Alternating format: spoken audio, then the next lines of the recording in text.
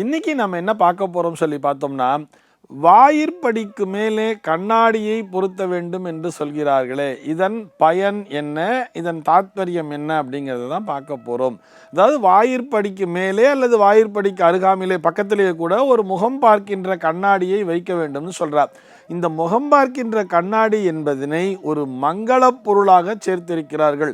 நம்ம பார்த்தோம்னாலே இந்த பெண்களுக்கு தாம்பூலம் கொடுக்குறா இல்லையா, இந்த சுமங்கலி பெண்களுக்கு தாம்பூலம் கொடுக்கும் பொழுது பார்த்தோம்னா அதில் இந்த மஞ்சள் குங்குமம் இந்த திருமாங்கல்ய சரடு இதெல்லாம் வச்சுருக்கும் பொழுது சீப்புலாம் வச்சுருப்பா. சீப்பு வச்சுட்டு கூட சின்னதாக ஒரு கண்ணாடியை சேர்த்து வச்சு தரா இல்லையா, ஒரு முறத்தில் வச்சு கூட சின்னதாக ஒரு கண்ணாடிலாம் சேர்த்து வச்சு கொடுக்குறா.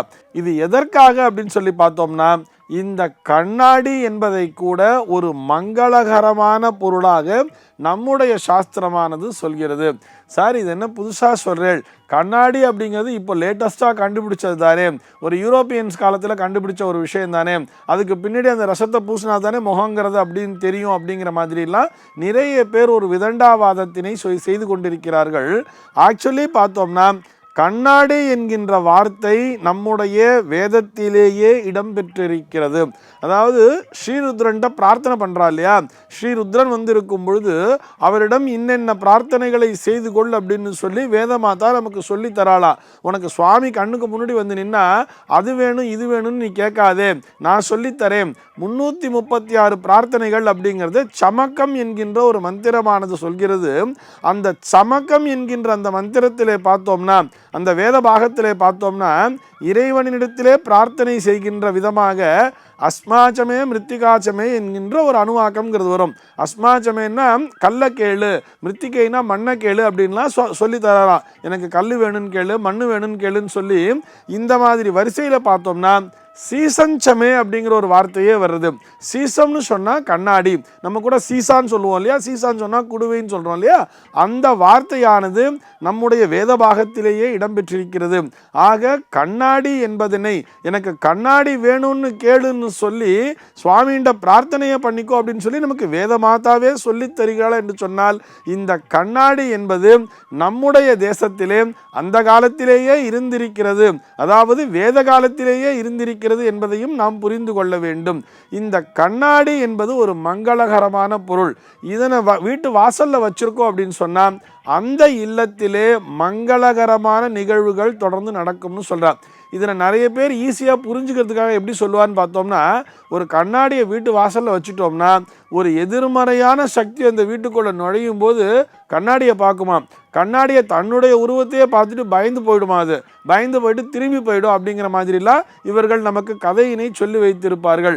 அதே மாதிரி ஒரு மகாலட்சுமி வீட்டுக்குள்ளே வரான்னு சொல்லும் பொழுது அந்த கண்ணாடியிலே தன்னுடைய உருவத்தை பார்த்து மிகவும் சந்தோஷம் அடைந்து இந்த இல்லத்திலே மகாலட்சுமி வாசம் செய்ய வேண்டும் அப்படிங்கிற அந்த எண்ணத்தோடு அந்த இல்லத்திலேயே தொடர்ந்து குடியிருப்பாள் அப்படிங்கிற மாதிரிலாம் சொல்கிறார்.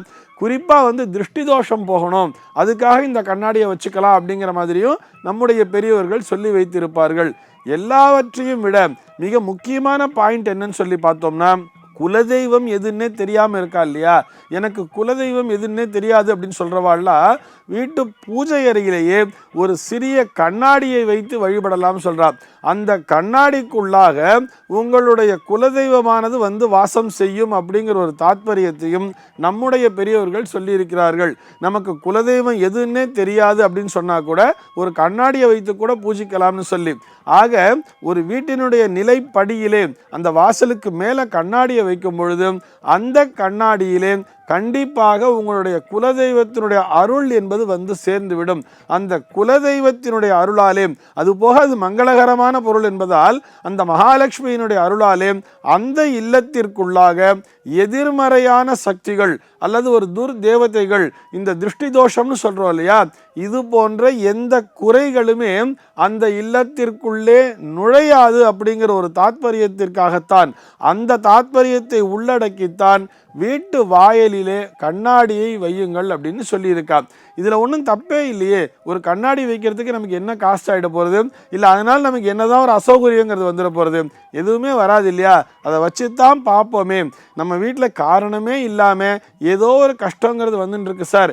வீட்டில் கோடி கோடியாக பணம் சம்பாரிச்சிட்டு இருக்கோம், ஆனால் வீட்டில் 10 பைசா தங்கிறது இல்லை, வெறும்னா மருத்துவ செலவு தான் அதிகமாக இருக்குது, திருஷ்டி தோஷங்கிறது எங்களுக்கு அதிகமாக இருக்குது சார், வீட்டுக்குள்ளே வந்தாலே ஒரு டயர்டாக ஃபீல் பண்ணுறோம் அப்படிங்கிற அப்படிங்கிற மாதிரிலாம் இருக்கா இல்லையா, இவர்கள் அத்தனை பேருமே இந்த கண்ணாடியினை, அதாவது ஒரு முகம் பார்க்கிற கண்ணாடியை வீட்டு வாசல்ல வச்சு பார்க்கலாமே. அந்த வாயிற்படிக்கு மேலே இடம் இருந்தால் மேலே வைக்க வேண்டியது, அப்படி இல்லைன்னு சொன்னால் அந்த வாயிற்படியை ஒட்டிய ஒரு பகுதியிலே கூட ஒரு சின்னதாக ஒரு கண்ணாடி, அந்த வீட்டினுடைய எஜமானர்களுடைய உயரத்திற்கு ஏற்றவாறு அவருடைய முகத்தினை பார்க்கின்ற வகையிலே கூட, அல்லது எஜமானி அம்மாவினுடைய முகத்தினை பார்க்கின்ற அந்த உயரத்தின் அளவிலே கூட ஒரு கண்ணாடியை சின்னதாக அழகாக வச்சிடலாம் இல்லையா. அந்த முகம் மட்டும் தெரிஞ்சா கூட போகிறோம். அந்த மாதிரி ஒரு கண்ணாடியை வச்சு பாருங்கோ. உங்கள் இல்லத்திலே இருக்கக்கூடிய அத்தனை விதமான எதிர்மறை சக்திகளினுடைய அந்த தாக்கம் என்பது கண்டிப்பாக குறையும். இதனை நீங்கள் அனுபவபூர்வமாகவே பார்க்கலாம். சர்வே ஜனாஹ சுகினோ பவந்து.